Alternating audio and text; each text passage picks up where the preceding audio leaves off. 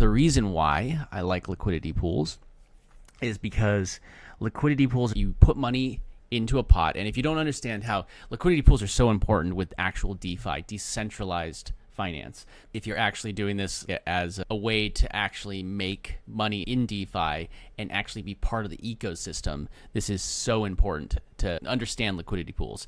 Because you could think of liquidity pools like this. So when you have like a Coinbase, a centralized exchange, they put them all in the random wallets, and then your money is basically no different than if you have your money in a bank. They just put how much crypto you have on your website, and it's not actually in your wallet.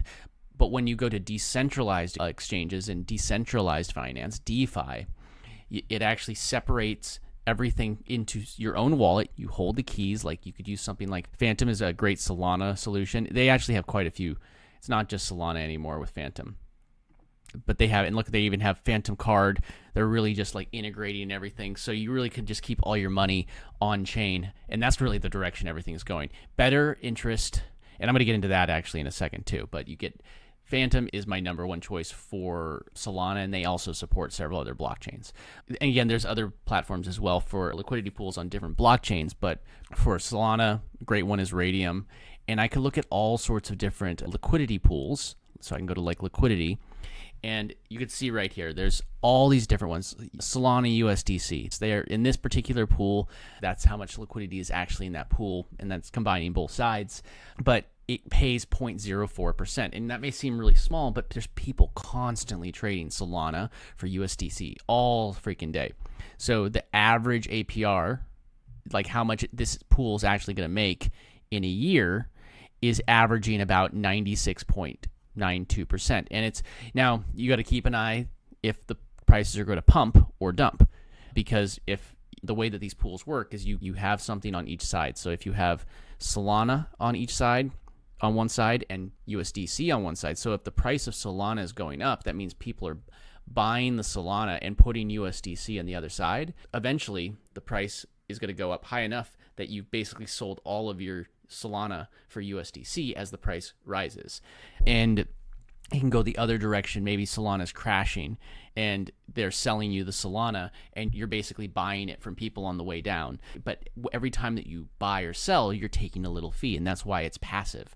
That you have liquidity pools where you're actually earning part of these transaction fees. And this is the reason why, this is what really makes it decentralized finance, is that you become the bank when you open one of these pools, and you become the person that initiates. You're the market maker, and you're going to be able to have this trade, and your fee, because think of it more like you have a business, and you have, like, I am offering a service in order to do this. My business is being a middleman between two currencies that people want to trade. But because of things like Raydium, automatic market makers, you get to put it in there and let anybody just do it whenever they want, and you just collect the fee.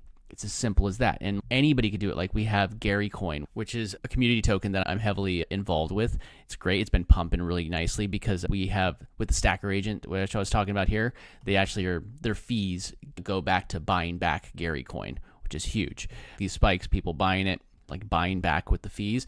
And they've had 100 and change thousand in the test. They're already buying a couple Solana's worth, and then that goes into their bank. Again, not the point of this, but those are the ones that I'm bullish on. But in that case, say you have the pool and everybody's buying Gary Coin and you're selling it for Solana, you might get liquidated. That's the risk. But look at this. So I can go here, liquidity. So now I could search for it, and you see there's a bunch of different pools actually. Like even one that I had right there, I had a coin that I paired to it at one time. I still got $9 of liquidity in there. Look at that. But I was charging 1% fee. Here's another one, a pool that's a 4% fee, but the price shifted. That was only from 25 cents up. You could actually set concentrated pools, which only trade between 2 points. Or you could be a standard pool, which is you get less fees from it, but it's much broader. So any token, you can go create a token, and if you drive energy to it, you could actually create a bunch of the fees. So that was like the point that I was making about weed. They could very well be, even as the token is going down in value, if you have a token like this, you can go and open up a liquidity pool buy some of the tokens and create the liquidity pool, and as people are trading it, then you actually will get the fees, but you're risking the price crashing, and that's like part of the game, the non-passive part of the game. But liquidity pools are a really easy way for you to make passive income just by finding the ones that are going to work. And if you're worried about, like we were looking at the ones that they have right here for liquidity, there we go, like simple ones. Yeah, this one might be a little bit more of a gamble, right? The whatever this, but if you recognize what some of them are, like Solana USDC, that's an easy one. If you want to make 46% pretty casually, let me show you. This is actually a USDT. Look at this. Here is 2 stable coins. Now, USD has a bunch of different stable coins, and what that means is that it's just a cryptocurrency that is backed by US dollars or whatever the stable coin is there. But if, say, you have 2 stable coins, now the only risk that you're running when you're pairing these 2 together that you're going to lose money is that one of them fails. If you think, oh man, that stable coin that launched last month, it's going to fail, there's always that chance. So we can go to USDC and USDT, well-known tokens. So if you have your money sitting in the bank, like in the bank in US Bank or whatever, you're going to be making a fraction of a penny a year just sitting in there. But what you could do is you come to USDC and you would provide a range. It's not going to fluctuate. See, it's not going to fluctuate because they're both stable tokens. It showed you the average that you're going to make during the year. Again, that could fluctuate.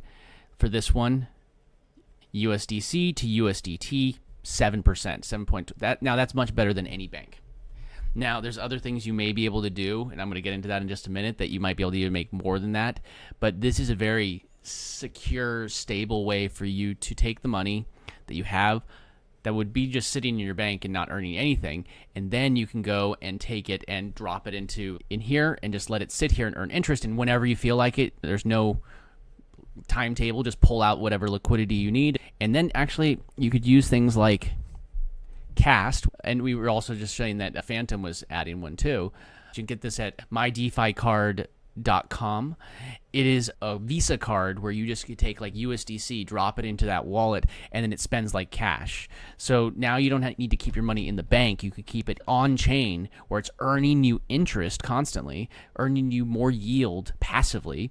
And then you could maybe at some point you're just grabbing the interest and dropping it in your Cast card, and now you're living off the interest, and it's stable, but compounding is a huge part of this. And if you want to learn more ways that I'm making passive income with DeFi so you can too, just go over to DeFiEarner.com so you can grab my 7 steps to turn your crypto into daily passive income. Some of them, I don't know what USDG is, so that might not be that didn't get as much because I don't know. But if you go look into each pair, but I know that's why I used USDC and USDT as an example. That's something that I actually trust, something that I know that those are 2 good ones.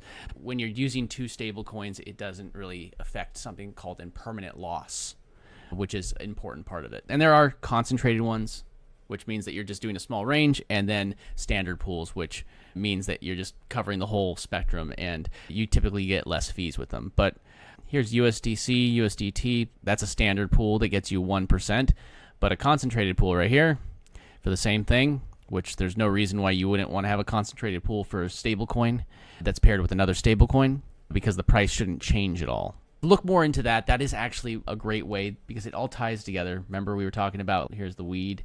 You could take that and then maybe you take your profits from this and just keep on compounding it into something like this. Now you're earning interest and you're growing this, and now you have 2 different ways that you're making passive income.